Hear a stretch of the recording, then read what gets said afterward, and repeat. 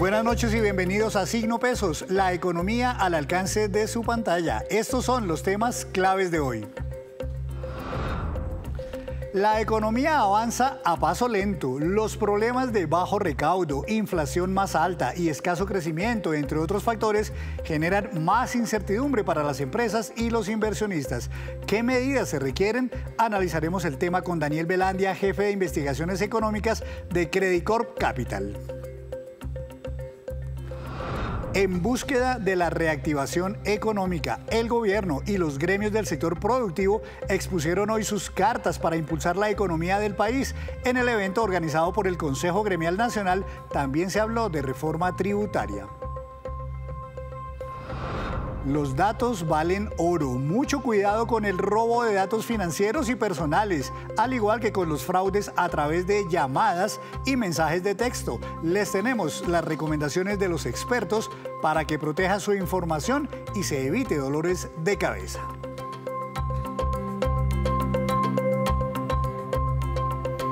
Comenzamos esta emisión de Signo Pesos hablando de la economía colombiana que pasa por un momento difícil, no solo para las empresas, sino por el deterioro en las cuentas del gobierno nacional. Saludo al doctor Daniel Velandia, director de investigaciones económicas de Credicorp Capital. Doctor Velandia, buenas noches, bienvenido a Signo Pesos. Buenas noches, Henry. Mil gracias por la invitación. Doctor, muchas gracias. Quisiera que empezáramos hablando un poco del crecimiento económico, porque el año pasado cerró con un tímido repunte de 0,6% y en el primer trimestre de este año pues mejoró un poco, pero todavía estamos muy por debajo del potencial que tiene nuestra economía. Apenas crecimos 1,1%. Ustedes acaban de publicar sus proyecciones, las expectativas para el resto del año. ¿Qué prevén en materia de crecimiento para este segundo trimestre, que pronto conoceremos los datos, y para el resto del año? Bueno, Henry, la verdad es que el primer trimestre del año vino por arriba de lo inicialmente previsto. De hecho, si bien el crecimiento del primer trimestre fue bastante modesto, las proyecciones iniciales daban cuenta incluso de la posibilidad de una contracción. Tuvimos buenas noticias en el sector energético, en medio de una mayor demanda de energía eléctrica por cuenta del fenómeno del Niño, y también hemos tenido un buen comportamiento en la agricultura. Durante el primer trimestre y antes del anuncio de un recorte del gasto planeado por el gobierno para ajustar las cuentas fiscales, los gastos relacionados con el sector público también tuvieron un incremento favorable. De hecho, el gobierno ha liderado en lo que va del año buena parte de la actividad económica. Dicho eso, dado el mejor comportamiento del primer trimestre del año por estos tres factores en particular, creemos que la economía puede crecer un 1,8%, que es algo mayor de lo que se esperaba inicialmente. Pensábamos en un crecimiento por los lados del 1% para el año completo, pero podemos irnos acercando al 2% por ese mejor comportamiento de la economía en la primera parte del año. Dicho eso, 2% sigue siendo muy bajito. Esperamos que el consumo de los hogares se vaya recuperando gradualmente en mayor medida una vez la inflación va descendiendo y las tasas de interés del Banco de la República también. Pero definitivamente 2% no es suficiente para cerrar brechas en el país y se necesitan tomar medidas para mayores tasas de crecimiento, ojalá algo más cercano al 3% en los próximos trimestres e incluso en el 2025. Crecimiento y consumo de los hogares, doctor Velandia, es justamente dos cosas que están enfrentando en este momento un reto bastante grande, es el de la inflación, porque aun cuando veníamos ya durante muchos meses bajando, en abril vimos que se empezó como a estancar, digamos, y ya en el último reporte del DANE se ve que incluso hubo un leve rebote de la inflación. ¿Qué tanto puede entorpecer esto, esas expectativas de un mayor crecimiento y un mayor consumo de los hogares? Efectivamente, la inflación ha venido mostrando como un comportamiento plano en los últimos 3 meses. La expectativa es que la inflación mantenga una tendencia bajista gradual en lo que queda del año. Nuestra estimación es de 5,5% para diciembre del 2024. Por supuesto, hay riesgos sobre la inflación, riesgos que realmente en muchas ocasiones son difíciles de pronosticar, como por ejemplo el fenómeno de la Niña. Si el fenómeno de la Niña llega a ser muy fuerte, afectando cosechas, ganado, podríamos tener un efecto indeseado al alza en inflación. Pero digamos, si nosotros quitamos de lado esos riesgos que hoy son difíciles de estimar, Creemos que en la medida en que la economía sigue creciendo a un paso lento y que todavía las tasas de interés del Banco de la República son altas, eso va a permitir que la inflación siga moderándose. Y en la medida en que eso siga siendo así, definitivamente el consumidor va a ir sintiendo un alivio. Recordemos que la inflación llegó a estar por arriba del 14% en el 2022. Así que una inflación que ya converge hacia niveles del 6 o 5% en los próximos meses será un factor favorable. Más allá de que sigue siendo cierto que un 5 o 6% de inflación es considerablemente alto, si recordamos que la meta puntual del Banco de la República es una inflación del 3%. Menciona usted las tasas de intervención del Banco de la República, que desde diciembre del año pasado comenzó como esa senda bajista, por llamarla así, y ya tiene la tasa de intervención en 11,75%. La próxima semana justamente hay junta directiva del Banco de la República. Doctor, ¿qué cree usted que va a pasar con las tasas de intervención para el resto del año a la luz de la situación económica que estamos viviendo, incluida la inflación? Pues el Banco de la República, a partir del mes de marzo, pudo acelerar el recorte de tasas de interés. Ellos venían bajando de a 0,25 por reunión y a partir de ese mes han logrado sostener un ritmo de 50 puntos básicos, es decir, 0,50 por reunión.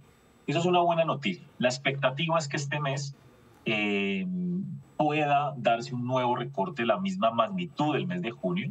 Es decir, que la tasa se ubique en 10,75%, Henry. Actualmente la tasa está en 11,25%. Y en ese orden de ideas, eso va a permitir que gradualmente la economía pueda irse reactivando. Dicho eso, todos quisiéramos que el Banco de la República bajara la tasa de interés incluso a un mayor ritmo en medio de una actividad económica que se mantiene bastante moderada. Pero la realidad es que hay mucha incertidumbre.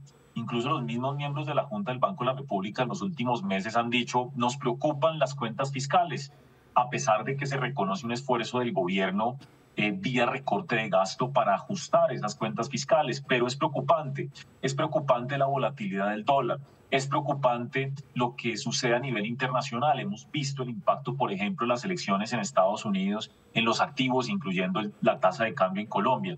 Todo eso puede llevar a presiones inflacionarias indeseadas. Así que seguramente el Banco de la República va a seguir siendo bastante cauto a la hora de tomar decisiones de tasas de interés y por eso vemos una bajada nuevamente a 10,75 en la reunión de este mes y ojalá se produzca, digamos, lo que esperamos y es un buen entorno, sobre todo a nivel internacional, para que a partir de septiembre pueda acelerar en mayor medida la velocidad de recorte de tasas del Banco de la República. Nuestra expectativa actual es que esa tasa que hoy está en 11,25 pueda alcanzar un nivel de 8,50% al cierre del 2024. El gobierno nacional y los principales gremios económicos del país están empezando a hablar ya de qué hacer, qué estrategias utilizar para, digamos, impulsar la economía colombiana hacia un mayor crecimiento. Se habla incluso de una reforma tributaria, de una ley de financiamiento, de algunos estímulos tributarios. ¿Cuáles podrían ser esas medidas que verdaderamente ayuden para una pronta recuperación de la economía colombiana? Yo creo que ese tipo de medidas, por ejemplo, de recortes eventuales de impuestos siempre serán bienvenidas, pero la verdad no sé, Henry, qué tan convenientes sean. Recordemos que justamente el país está pasando por un momento complejo a nivel fiscal y recortar impuestos tal vez nos pueda incluso meter en problemas adicionales si no se buscan fuentes de financiamiento importantes, creíbles y ciertas para reemplazar esos ingresos que se perderían. Incluso hay miembros del Consejo Gremial y empresarios que creen que eso hay que verlo de una manera prudente. Yo la verdad creo que lo que debe hacer el gobierno es impulsar los sectores estratégicos. Hoy hay mucha incertidumbre, Henry. Si uno ve lo que está sucediendo en Colombia en términos de inversión, hay sectores que están quietos porque hay muchas propuestas por parte del gobierno para cambiar reglas de juego, para cambiar regulación. Digamos que no juzguemos si eso es bueno o malo. El punto es que cuando hay incertidumbre sobre las reglas de juego a futuro, por supuesto los empresarios son cautos y aplazan decisiones de inversión. Hoy tenemos discusiones en el sector petrolero, en el sector minero, en el sector de energía eléctrica, donde se quiere presentar una reforma a los servicios públicos, el sector de vivienda, que tuvo cambios importantes en los subsidios de vivienda de interés social el año pasado. Todo esto genera incertidumbre y está siendo muy difícil para los empresarios tomar decisiones de inversión en un contexto donde además hay que sumarle discusión de asamblea constituyente. Entonces, yo creo que el gobierno lo que debe hacer es dar certeza sobre las reglas de juego. Más allá de que se quieran hacer reformas, sería importante conocer esas reformas y ojalá tomar recursos para impulsar sectores que muevan la economía de manera importante, como lo son particularmente infraestructura y vivienda. Yo creo que si eso se logra, el país puede salir rápidamente o más rápidamente de este ritmo moderado de crecimiento que tenemos hoy.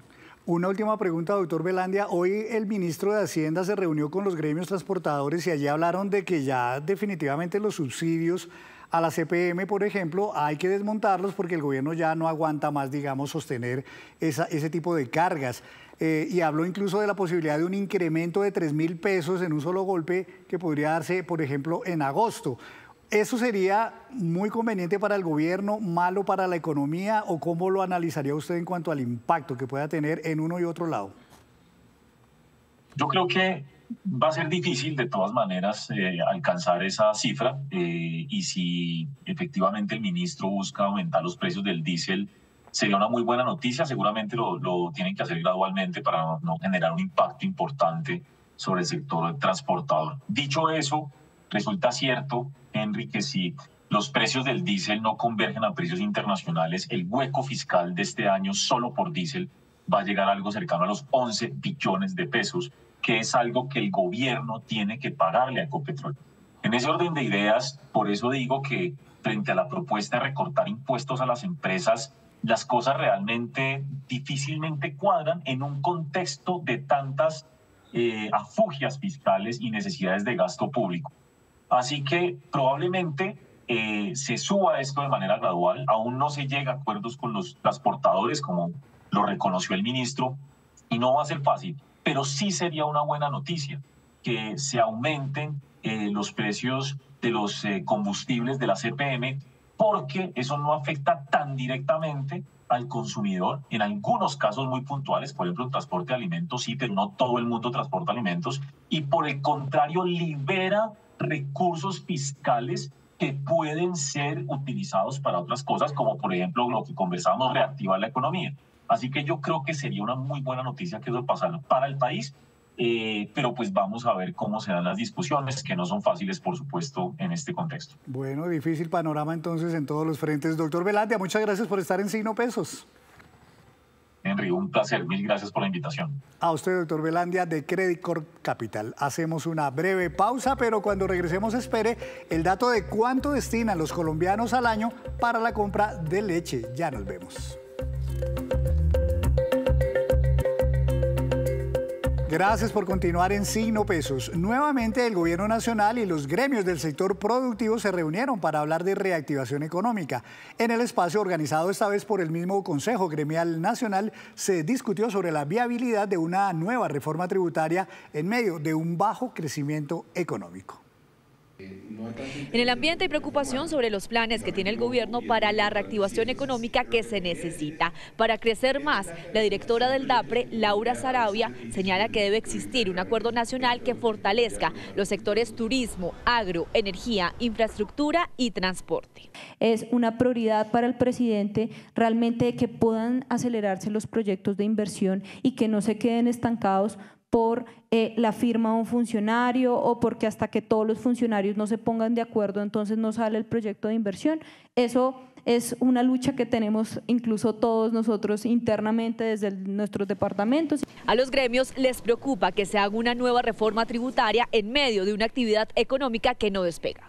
Una reforma tributaria en Colombia no pudiera esperarse que fuera, digamos, para bajar impuestos. Nadie creería realmente en sano juicio que en Colombia se van a bajar los impuestos como resultado de una reforma tributaria, mucho menos cuando tenemos en este momento una situación fiscal compleja, apretada, realmente con grandes afugias.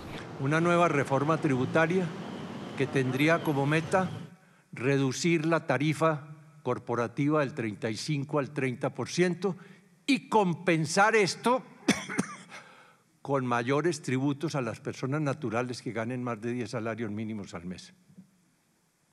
Esa reforma no está estudiada, esa reforma no está redactada, esa reforma no está cuantificada. Sobre la idea de obligar al sector bancario a hacer inversiones forzosas, Asobancaria advierte que esto llevaría a que unos sectores se les cobre una tasa de interés más alta y a otros se les reduzca. Cuando uno dice que va a reducir los fondos prestables de la economía colombiana para que unos sectores reciban crédito más barato, trayendo como consecuencia que todos los sectores, que todos los demás tengan créditos más altos, estamos reduciendo el tamaño de los depósitos y por lo tanto todos los demás tienen tasas más altas. Hay un problema de equidad horizontal muy complejo. ¿Cómo sostiene uno que no está en los sectores meritorios? Esta figura de inversión forzosa fue desmontada en los años 80 y solo en este siglo Venezuela y Bolivia la han aplicado.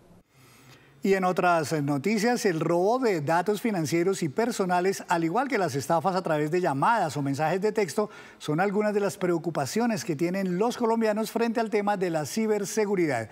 Averiguamos con expertos cómo cuidar esos datos personales. Hoy en día los datos personales valen oro y por eso muchos delincuentes están al acecho de esa información. Últimamente llega mucho de que tenemos una tarjeta para ti exclusiva y esos son, digamos, que uno ingresa, pone los datos personales y ahí es cuando le roban, digamos, los datos de las cuentas. Que llegan mucho de las compañías telefónicas y pues uno no sabe cómo llega ahí, pero pues la información se riega entre compañías y eso.